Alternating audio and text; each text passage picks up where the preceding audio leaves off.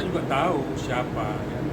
Itu kan pasti produknya paslon 1 dan paslon 3 kan, supaya memang Gibran ini tetap menjadi topik persoalan ya, karena dari masalah umur, dari masalah putusan MK.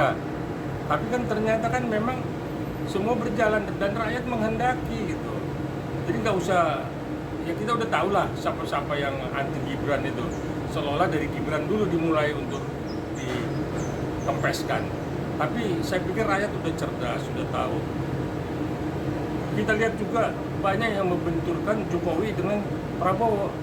Yang seolah-olah nanti kalau Prabowo jadi seperti apa peran Prabowo untuk mengecilkan Jokowi. Tidaklah. Jokowi itu sudah mempelajari wataknya Prabowo seperti apa, sehingga kok lebih percaya kepada Prabowo daripada kepada Anies ataupun kepada Ganjar. Jadi sudah dipelajari gitu. Nah kalau sekarang ada yang mencoba-coba, dan banyak saya lihat yang mencoba membenturkan Jokowi dengan Prabowo. Ini kita tahu siapa, karena dia ini adalah orang-orang yang punya kepentingan, yang duduk di dalam TKN-nya paslon 3, yang duduk juga di TKN paslon 1, tapi di produklah di bawah, di lapisan bawah seolah-olah anti Gibran, yang seolah-olah juga itu bisa merembet ke Prabowo. Dulu masalah HAM, ya, rakyat cerdas, rakyat sudah tidak mempersoalkan ini, yang mempersoalkan ini hanya 1-2 orang. Ya, kita tahu kayak si mulutnya Denny Siregar, itu kan bahaya mulutnya kan. Terus Ferdinand Hutahayan, terus si Adi Armando juga ini kadang ngomong pun suka salah-salah. Jadi itu ngomong banyak kan plesetannya daripada ngomong benernya. Nah inilah yang sekarang ya kita ini lagi turun ke bawah untuk supaya memang menjelaskan kenapa Jokowi itu lebih cenderung mempercayai Prabowo ketimbang paslon 1 dan paslon 3. Nah inilah yang sengaja dipelintir oleh orang-orang bawah ya, karena memang mereka alat putusan dari kelompok paslon 1, paslon 3. Saya bisa buktikan ini semua. Jadi udahlah, kalau Gibran itu sudah selesai dari MK. Kalau MK dipersoalkan lagi, KPU dipersoalkan lagi, sudah. Kan kita tinggal 35 hari lagi kita mau nyoblos kan. Kenapa mesti kita masih berseteru di soal keputusan siapa capres, siapa cawapresnya? Udah nggak ada, udah selesai. KPU sudah meloloskan paslon 1, paslon 2, paslon 3 dengan ketetapan. Jadi nggak ada lagi cerita di tengah jalan dia akan dikempeskan. Ada gerakan yang mau mencoba people power. Nggak juga lah. Kita udah lihat rakyat udah nggak mau, udah seolah-olah dulu 98 itu reformasinya seperti ini. Dan dia akan lagi dicoba di 2024 ini. Nggak ada cerita lalu ya. Rakyat semakin cerdas, rakyat juga ingin juga kestabilan politik. Kestabilan politik membawa juga kestabilan ekonomi. Jadi kita tahu siapa provokator-provokator yang di bawah yang coba memecah belah. Jadi rakyat cerdas dan tidak akan terpengaruh. Ini semua berjalan sesuai konstitusi jurdil karena ada Bawaslu, ya, ada Panwaslu, dan semua rakyat itu juga tahu siapa yang mau dipilih. Diiming-iming dibilang jangan sampai kecolongan 5 tahun ke depan, nggak ada. Rakyat tidak pernah akan kecolongan lagi dengan ketika Prabowo dan Gibran memimpin Republik ini. Ya saya pikir Gibran ini kan coba-coba untuk digugat ya, tapi saya pikir ini pasti sudah nggak relevan dan pasti ditolak oleh majelis ya. Ya siapa aja boleh menggugat, cuman memang apakah itu masih juga relevan atau tidak kan.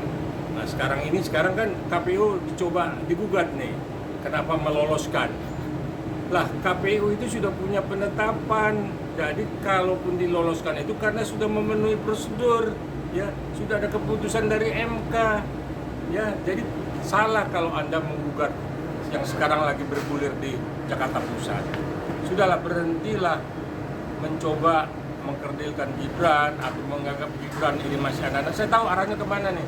Gibran diganggu, Prabowo akan juga terganggu. Kita semua, saya khususnya ya, sebagai praktisi hukum udah lihat ya, rakyat ini sangat cerdas karena kestabilan ekonomi, kestabilan politik itu ada pada Jokowi yang akan diserahkan kepada Prabowo dan Gibran. Semakin Jokowi dijelek-jelekkan, semakin dihina, semakin dicaci maki, beliau orangnya wise, ya, negarawan. Dia tidak tanggapin, semua diserahkan kepada rakyat karena kedaulatan ada di tangan rakyat. Rakyatlah yang punya republik ini. Nah, rakyat akan memberi mandat kepada siapa, udah jangan ribut. Kita lihat karena elektabilitasnya terus meningkat. Jadi ini karena paslon 1 ketakutan, paslon 3 ketakutan, seolah-olah mau dibuat people power, nggak ada pengaruh. Nah, kita nanti malam sudah memasuki jam 12:01, kita memasuki tahun 2024. Artinya tahun yang sebentar lagi kita akan nyoblos di Februari tanggal 14 ya. Jadi saya pikir kita akan memasuki beberapa tahapan lagi termasuk Minggu Tenang. Nah, saya minta supaya para begundal ini yang kerjanya bikin ribut, bikin rusuh dan memprovokasi, saya pikir berhentilah memprovokasi. Karena provokasi dan Anda sebagai provokator itu sudah rakyat sudah tahu tidak mau diadu domba, tidak lagi termakan hoax ya. Cerita HAM, cerita apa, umur Gibran juga dipersoalkan. Udah selesai semua melalui jalur konstitusi ya. MK sudah memutuskan, KPU sudah menetapkan, sudah sah. Apalagi kalau Anda mau gugat KPU, silakan. Nanti kan gugat kan KPU juga kan banding, terus nanti kasasi.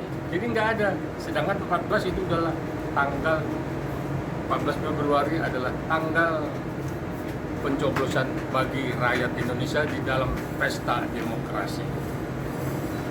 Jadi saya sampaikan Happy New Year 2024 kepada seluruh rakyat Indonesia. Prabowo Gibran satu putaran untuk menjadi pemimpin di Republik ini.